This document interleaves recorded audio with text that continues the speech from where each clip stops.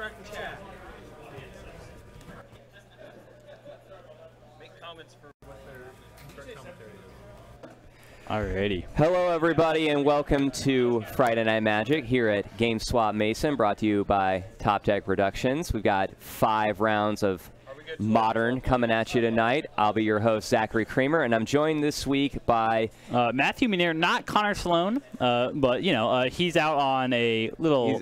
He's camping. Yeah, he's camping. Weekend. So he's camping this weekend, but hopefully we'll have him in the booth next week. Yes. So I'm joined tonight by with my good friend Matt. Just filling in, but we got so round 1 we got Bernie Wen on Grixis and Erik on Latern Control. So yeah, this is gonna be a grinder. Yes, very much so. A grinder here. And for those, so Bernie Wen actually hasn't been in the store for a while, but the last time he was here, he was playing the PPTQ that was held here about 3 weeks ago. And I think he made top 8. He did not make top 8. He didn't. He just missed top 8. He just missed top 8. Yeah, okay. Probably. I mean, one of the tied for 9th place or whatever. Okay. Regardless, he did pretty well. Yeah. Like people seem to be really interested in like his Grixis thing. That's what Bernie does. His Grixis pile that he was playing. Loves Grixis. Okay, so people are asking for my burn list. Okay, so yes. Speaking of that. Next week, I had this idea. So next week, between the next week, we're only going to have 4 rounds of Modern because it's the pre-release. So between the 4 rounds of Modern and the pre-release, I'm going to do a deck tech of my burn deck. And I've been waiting to do this. I wanted to wait until all the Ravnica spoilers were out because I kind of figured, Ravnica, Boros being one of the guilds, that I would get a card. I'm going to say it right now, I didn't. I know, yeah. I didn't. There's not anything in contention to make the deck. So I'm just going to be playing the 75 that I've been playing, and you'll get to see that live next week between the rounds of Modern and the pre-release. So I will be doing that very soon. That being said, looks like we've got a turn 1 Inquisition here from Erik. In response, Bernie's going to fetch. I'm assuming he's going to Shock on a Water Grave here and cast what I'm not sure what exactly is in his hand, but he has to have something, right? Yeah. Let's see, Opt, Thought Scour. Opt or Thought Scour. Yeah, like people have been moving, like the control decks have been moving away from Serum Visions as of late because of Opt. You can you get to leave open your mana for your counter spells or removal spells. You're in all of your other instants, and you get to opt at the end of the turn. Here we see a Thought Scour, which is like really similar. That's also the delve threats. Yeah, exactly. It's a dark ritual for your delve threats that draws a card. And we see those delve threats right there. And we also see the opt. And so what a common play has been is you opt on turn on turn 1, like at the end of your opponent's turn, and then whatever else on 2, and then on 3 you snap the opt back. You snap the opt, which is something that Bernie seems to have access to in his deck. I like the take of Snapcaster Mage here. Snapcaster Mage is just a lot of value. Oh yeah. And now he doesn't have that line of play available to him, but it's something that like. I see the Jeskai decks and the, more importantly, the blue-white decks moving towards. They're moving away from Serum Visions and into Opt. Opt helps you set up Terminus, as well as letting you cast it on your opponent's turn. It's also a lot less awkward when you have fetch lands too. And Bernie has exiled the entirety of his graveyard, and there's a fish. Tapped out 2 to play a fish. So if anything, Erik helped Bernie cast that a little bit, yeah. That sped him up 1 turn. Yeah. We see Welding Jar and a Codex Shredder from Erik. And here's the Pithing Needle. Let's see what we're naming. What are we naming with this Pithing Needle? That is a good question. If I was Erik, I would think that Bernie was on Shadow. Part of me really hopes that he actually is just on Shadow. Liliana of the Veil isn't a bad blind name. It's not like the Pithing Needle's doing a lot in this situation. If I was in Erik's shoes, though, I would name Tasigur. Shadowless. Like like if I'm in Erik's position and like I'm playing this blind, like I don't know what Bernie's playing, based off of the cards I've seen, based off of the board state, I would think Shadow. And some Shadow lists will have like 1 Tasigur and 3 Gurmag Anglers. So you can name Tasigur.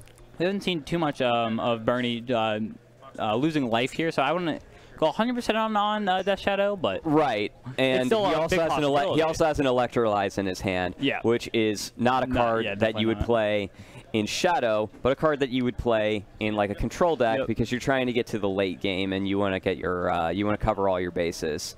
Yeah, Electrolyze is an interesting card. It's a card that's been around for a long time that I really thought would have been invalidated by now by something better. And I think it will be invalidated someday. But for now, like, we have Electrolyze. Kind of the ensnaring bridge here with a mana leak. This Fatal Push not doing any good, and I think Bernie knows that he's never going to play that in this matchup. But hey, Fish getting in for some beats. Erik down to 10 already. Yeah, that's really what you're trying to do. Like, he got a 5/5 out on turn 2, and then he has the tools in his hand to protect it. Being able to counter the Ensnaring Bridge, being able to take the Ensnaring Bridge out of the hand with like a discard spell means that the Gurmag Angler is going to get to keep attacking. And here we Field of Ruin. Yeah, here we see a Field of Ruin, which is pretty sweet. Field of Ruin has kind of replaced Ghost Quarter in a lot of these decks. It's also what lets them not have to play so much like land destruction in the sideboard. Like, they don't need to play Fulminator Mage if they don't want to. But 8+ Fulminator Mage is still really good. Agreed. And, like, in spite of the fact that Bernie's playing, like, a 3-color deck with a greedy mana base, he has this colorless land in his deck because the colorless land actually helps him fix his mana. So we see him go get a basic island with the Field of Ruin, and now he's not behind. He's not behind on lands. Erik's actually empty-handed. And that without an Ensnaring Bridge. Yeah, so that Academy Ruins was the way to get back that Ensnaring Bridge, but now that he's lost it, I think he's just going to lose the game here, unless he top decks one real quick. But and those are the kinds of plays that are really great to see, like out of an experienced player. Like Bernie took Erik off of his ability to get back the bridge. That was the thing that he knew about that could potentially lose him that game. Counter the bridge and then make sure it didn't come back. Yep, and he attacked with a 5/5. 4 times. So there you go. That normally does it. 4 Lava Axes does kill you most of your opponents. Yep. On the sideboard, we see some no-hill spell bombs, Batterskull, Jace. Well, Erik, I just saw slam down 2 Leyline of Sanctities, which is for Bernie as well. Fine. I think that I don't know. I'm not a big fan of Leyline of Sanctity, like in general. I think it's kind of a, like Erik has no way of casting it if it's not in his opening hand. So when he draws it later, it's dead. Like, sure, it's great in your opening hand, but I think players... Well, even against Bernie, he didn't see a single... we can assume there's some hand disruption, but he didn't see a single one. And Bernie was more on counter spells. Yeah. How many... If he's playing any, how many like hand attack spells do you think he's playing? I think max of 5. Yeah, like 5 or 6, like 2, like 3-2 split between Thoughtseize and Inquisition. Something like that. And that's assuming he's playing any. So what is the Leyline going to do? Even against Jund, like they play 6 discard spells. Great, you turned off 6 of my cards that I don't have in my hand. So I'm not a fan of it. Leyline of Sanctity is for burn, and that's really about it. Storm can bounce it. They want to bounce it. They want you to be down a card, and then they'll just bounce it later. And Valakut decks are ready for it by bringing in enchantment removal. Burn decks can't, like the burn deck isn't just going to bring in enchantment removal against every white deck. And if they're not playing destructive, if they're playing Destructive Revelry, they're already bringing in a way to get rid of it. So I think Leyline of Sanctity is just, it comes at a cost as well. I think we're on the same page with that card. It's just, I'm not a big fan of it. I don't think you are either. And I definitely think the cons are way worse than the pros. Yeah, it comes at a cost. It's a free card, but it's still a card. Well, it's potentially a free card. Like, you have to have it in your open, otherwise you're stuck. Like, you never get, like we said, Erik's never going to be able to cast it. When I see people bring in 4 of them, I'm like, all right, Yeah. 4 ley line of Sanctity. I call shot the set. Their opening 7. All right, 4 ley line of Sanctity. That would be because they are not for, going to win the game then. Yep. We saw Erik board in 2 there. Although Erik has the ability to cast it if the game goes long, he can get like 3 lands with some moxes. That is loose. But yeah, in general, if you're casting at turn 4 or even turn 3, that's still terrible. Like you're wasting your turn. Yeah, who gives a shit? Like that, there are much better things that you could be doing. Like trying to win the game. Term. Lock your opponent out instead of trying to lock yourself in, I guess. Man, he's really contemplating those Tezzerets. Yeah. So I think he's thinking that Bernie's going to side out all of his removal. And that's like, hey, good to bring in then. I would bring those in over the ley lines. Oh, yeah, 100%. We definitely want those Tezzerets in. Yeah. Or maybe even like another welding jar. Take out. Yeah, like what are you doing? Like welding jar is great. Like you get to regenerate all your artifacts here. And against a red deck, Erik, take out the ley lines. There. Take them out of your deck and put in those Tezzerets. And then after the tournament, take them out of their sleeves and light them on fire. They're garbage. Erik looks satisfied with his sideboarding, although I wouldn't be if I was him. Yeah. I'm not sure if he's. I don't know. This is obviously not the most competitive REL event, so this is casual play technically. But we do have quite a competitive scene all in all. We have lots of people who win PPTQs, do well in opens, GPs, all that good stuff. We're a regular. And speaking of that, I break down play. I mean, really, like there are 4 levels of play. There's casual, regular, competitive, and pro. And each one has its hurdles that you have to get over to get to the next one.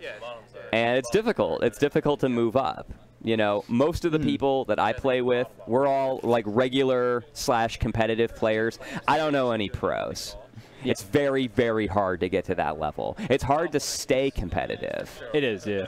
It's like playing competitively now is more difficult than it's ever been. They pay to the top 64 at Grand Prix that have over 1,000 people. Yep.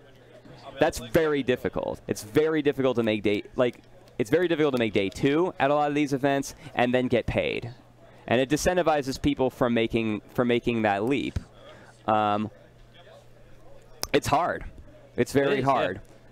Yeah. But there's always your local game store where you can play casual / regular. Okay, well, here's the ley line of Sanctity. We'll see if it does any good. Looking at Bernie's hand, I don't see a single card spell. So. That card is not going to do anything this game. It's going to sit there from Bernie. I don't know what that's for. I mean, I don't know what that's for. Like, that's loose. Yeah, it's pretty interesting. I'd rather have a Thoughtseize in Bernie's hand right now than that Fatal Push. You know, there's that ley line there. There's no way he didn't have more things to take out. I mean, like Terminates, Fatal Push. What other removal spells is he playing? Maybe Bolts? Probably. Yeah, Bolts. He's playing Bolt, but Bolt can hit Erik. Yeah, Bolt can actually like kill take a turn off the clock. If he was playing the right Grixis deck, he could Bolt himself, but he's playing more. Yeah, Death Shadow. He's playing a control. He's playing a control list, and yeah, like Bolt, Snap, Bolt. I mean, that's like a whole turn. Like. That's a powerful line. No, I can't imagine what this Fatal Push is for, other than like Erik bringing in Spellskite out of the sideboard, bringing in like the Tezzeret out of the sideboard. But who plays Latern anymore? I mean, it's like, not like if Bernie needs, like, he might, if anything, I think Bernie left in 1 Fatal Push just in case, I guess.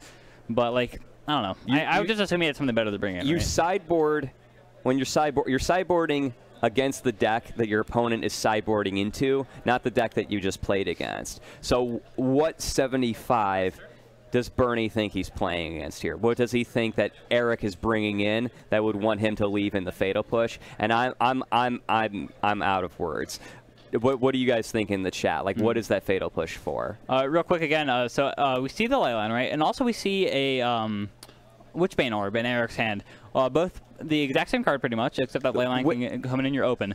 And I believe Witchbane Orb is a one of in the main. Witchbane Orb is better for this deck because you can Whir of Invention into it. Yeah, so it's just an artifact. You get that synergy there.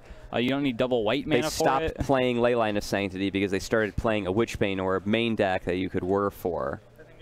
And the Whir of Invention build is the correct build of Latern. There's actually like the newer Latern deck doesn't have anything to do with like the Lantern of Insight and the milling aspect. It just plays red and blue. Yeah. And locks your opponent out of the game. It plays more like Pithing Needle and Snaring Bridge and Witchbane. I actually like that list a lot more. I think we. And then I think you just once on a Tuesday. I think you. I think the way it wins is just buying back the Pyrite Spellbomb over and over again. Yeah, I think so. So it's something like that, but. And Gear Per Aether Grid. That card is so good. Yeah. We're gonna see a counter spell for this Pithing Needle, trying to protect Jace the Mind Sculpt, I imagine, for Bernie. Okay, that's fine. Yep. I mean, if that's the way Bernie sees himself winning the game, then I mean, you gotta keep it safe, right? Yeah. He does have a Call Against Command though, so. Call Against Command is lit.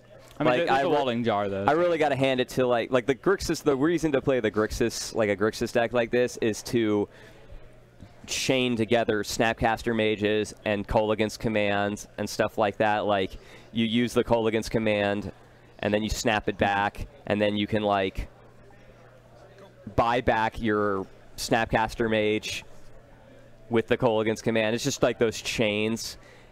You get so much. You get so much value off of those. Bernie's saying we see Call Against Command, Vendilion Click, Remand, Fatal Push, and Search for Canta. And as Bob says in chat, Fatal Push versus Codex Shredder. Lol. You got that right. Yeah. I take the Call Against Command here. Or the Search, but okay, he's going for the Search. I think it's between Call Against Command and Search for Canta. He can name. He can use the needle to. He can use needles and stuff to name the. Well, he lost one needle. He might be trying to use the needle strictly for Jace. Needle can name lands, right? Yeah. So, or no, it is a non-land card actually. I think. Yeah, I always forget. That's the one that I forget. Like Phyrexian Revoker can name lands, but not hit. One of them can name a land, but doesn't affect mana abilities, and the other one can name a land. Okay. Pithing Needle is It's just a card. Oh no, it's just a card. All right, but this one's the mana ability. Yeah. So like. This one doesn't. Yeah, Pithing Needle doesn't affect mana abilities. So if you name Llanowar Elves, they can still tap for mana. And then Phyrexian Revoker is the opposite. Like you can name a land. You can't name. Yeah, with Phyrexian Revoker, you can't name a land, but it does affect mana abilities. Yes. So like when you name Birds of Paradise with Phyrexian Revoker, it can't tap for mana. So we see. But Pithing Needle's the good one. We see an Ensnaring Bridge here. Bernie has to counter this. His only one condition in sight is this Vendilion Click. Part of playing Lantern Control is knowing like really any control deck is your answers lining up with their threats. So like Erik has Pithing Needles in this deck, and Pithing Needle is a way to answer Search for Azcanta. So maybe you don't take Search for Azcanta with your discard spell. Maybe you take a card that you don't have an answer for, like Call Against Command. Or even the Vendilion Click. Because you can't counter, you don't have counter spells. You have discard spells. And it's the same thing with Bernie. Bernie's going to want to counter things that he can't kill later. Like, if he can't if he can't destroy something, he's going to want to counter it. It's just that kind of thing. They're asking a judge question real quick, but looks like Bernie's in a pretty good spot here. He has another remand for the Ensnaring Bridge that Erik has in his hand. Like if Bernie can answer like the Ensnaring Bridge every time, he's going to win this game with his. Because Erik has to devote all of his resources to casting it to try and survive this Vendilion Click here, which taps out all of his lands, and then he can't play any other spells. And Bernie's here just hitting him for 3 each turn. Yeah, Bernie needs to. Bernie is in the phase of the game that I like to call Protect the Queen. The Queen being the Vendilion Click. All Bernie has to do is ride this threat to victory. Just make sure it sticks. He holds up counter magic for removal spells. He holds up counter magic for bridges. He can destroy a bridge. That's all he's got to do. So if he can answer every bridge and every removal spell out of Erik, he's going to just ride. He's going to ride this to victory. What Erik needs is an Abrupt Decay to get the Vendilion Click off the board, and then stick a bridge. But then Bernie just has Call Against Command. So I would have taken the Call Against Command. You take the Call Against Command, and you set up bridge, and then you just hope for not another Call Against Command. We see Engineer explosives. We're not sure For what the 0. call was on. Yeah, so I like this a lot here on 0. Yeah, that's fine. I mean, it gets rid of the Walden Yard. That way your call against man can actually blow up the bridge if he plays it. So it's exactly. perfect. It's a good card. Yeah, so it means that call against man is good to go as well as the remand. So it gives Bernie a lot more options. And I feel like that's really what you want. So when you're in the lead, I feel like the more options you have is better. And you're trying to force Erik's hand here by playing the ensnaring bridge. But if you have all these answers and different options that you can play around. If you're ahead, you get to play more conservatively. Yes. When you're behind, you need to play more aggressively. Or super conservatively, so that you can see more cards. It's interesting. You have to pick your spot and know what spot to pick. All right, so Wallinger is going to protect this Mox Opal from the Engineer Explosives here. Yeah, I mean, just because there's nothing else to do with it. I like how the Latern deck has both Glimmer Void and Spire of Industry, because that's just objectively correct. In the Affinity deck, you want one or the other, and by that I mean Inspiring Vantage. Yes. That's the old Affinity deck. The new Affinity deck plays 9 forests. Go hard in scales. Need that green mana. Yeah, man. All right, so we see Erik thinking in the tank here, and I mean, what do you think his lines of plays are? So we know he has the Ensnaring Bridge. Not sure what the rest of his hand is, but I'm pretty sure like you're going to die as Vanilla Click. Like he has to be thinking how I'm going to get this to stick here. Yeah, and this is how he's going to make it stick. So he knows that he needs to do something to make sure that this Ensnaring Bridge happens. So he's going to start off with a Thoughtseize here to try and make sure. And he has another Opal to cast it too, so that's fun. Oh, actually, no, he's at Metalcraft. No, he doesn't. He does not have Metalcraft. I hope he knows that. So he has Mox, Witchbane Orb, and Ensnaring Bridge. So yeah, so he won't be able to play the bridge this turn. So here we go. So like he has a Witchbane Orb in his hand that he can't cast. That's one card. And then he has a Leyline of Sanctity on the battlefield that has literally done nothing this entire game. So like if he drew another card, maybe he could get out of this situation, you know, if it wasn't either one of those cards could be the land to cast this Ensnaring Bridge, but he can't because he's overvalued having Hexproof. All right, so we see Bernie remand it, gets a draw here. Scalding Tarn is in his hand, so he's just, it's not something that he can take, but Call Against Command, Snapcaster Mage, which is basically 3 Call Against Commands. I mean, yeah, this game is over. Yep, I 100% agree. I like that Bernie's playing Remand. I think that is an underplayed, undervalued card. Remand I think people should be playing, like, Remand has got to be better than it draws you a card. What's the Delve one? Logic Knot. It's got to be better than Logic Knot. It's easier to cast. I know Bernie plays both, I believe, but he does more remands. You want a hard? I think it's a 4-2 split. You want a hard counter spell? That's fine. Like whatever. Sure. But like Remand is really great when like your opponent can't, like most of the time, like just even look at this game, right? Like, he can't play the Ensnaring Bridge. He can't play it again, and he's stalling Erik out, so Erik can't do anything else. So these decks, like all these blue decks, leverage the power of Cryptic Command. Remand gets you to Cryptic Command. It draws you Cryptic Command. It draws you lands to cast your Cryptic Command. It gets you to the Cryptic Command. Cryptic Command is your hard counter spell, and Remand counters their Goyf. Yep. Then they have to replay it on turn 3, and then you don't care because you have Cryptic Command now. You made them spend 2 turns to play 1 card, or even like we see Bernie here, he's chained multiple remands, so he's just getting Erik stuck in this loop where he can't resolve a spell. And it's easier to cast. Yeah, and because so it's easier to cast. Bernie draws cards, so then he gets more threats, he gets more options, while Erik's just stuck with the same cards. It's a tempo play. Yeah, it's a tempo play. It follows the philosophy of water, where you ebb and flow based off of what your opponent is doing. So like he tries to go for the Ensnaring Bridge, snap, and counter squall, and that's going to be it. That's going to be it. I mean, 2-0. Yeah, he just yeah, that's how you beat Latern Control, guys. Like you play Kolaghan's Command, main deck. We didn't even see him resolve a Kolaghan's Command. The remands did it all. And there you go, Remand. Resolve a creature, and then like you said, protect the queen.